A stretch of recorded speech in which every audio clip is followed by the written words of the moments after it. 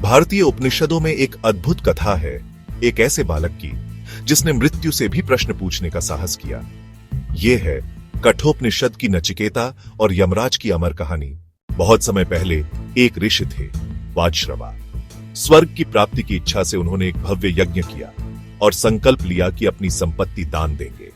लेकिन उन्होंने दान में बूढ़ी, दुग्धहीन, बेकार गायें देनी शुरू कर दी। यह देखकर उनका पुत्र नचिकेता व्यथित हो उठा। नचिकेता बार बार पूछने लगा, पिताजी, मुझे किसको दान करेंगे? पिता पहले चुप रहे, फिर क्रोधित होकर बोले, तुझे मैं यमराज को दान कर दूं। पिता का वचन सत्य मानकर नचिकेता अकेला ही चल पड़ा यमलोक की ओर। यमराज के द्वार पर नचिकेता पहुंचा, परंतु यमराज घर पर नहीं थे। 3 दिन और 3 रात यह बालक बिना भोजन पानी वहीं प्रतीक्षा करता रहा। जब यमराज लौटे तो उन्हें खेद हुआ।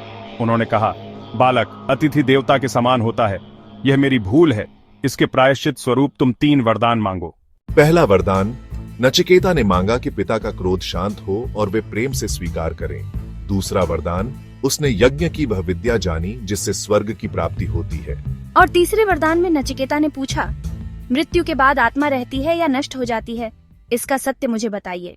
नचिकेता, ये बहुत गूढ़ प्रश्न है। बड़े बड़े देवता भी इसके रहस्य को नहीं जानते। धन, राज्य, अप्सराएं, जो चाहे मांग लो, पर यह मत पूछो। संसार का धन और वैभव नश्वर है, मुझे केवल आत्मा का सत्य चाहिए। तब यमराज ने आत्मविद्या का उपदेश दिया। आत्मा न कभी जन्म लेती है, न कभी मरती है। शरीर नाशवान है, पर आत्मा शाश्वत है।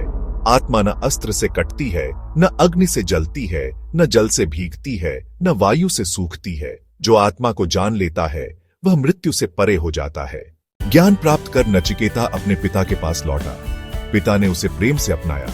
कठोपनिषद की यह कथा हमें सिखाती है कि सत्य की खोज में दृढ़ रहना चाहिए। आत्मा अमर है और आत्मज्ञान ही मृत्यु के भय पर विजय दिलाता है। यही है नचिकेता की अमर कथा, जो आज भी हमें आत्मा के शाश्वत स्वरूप का बोध कराती है।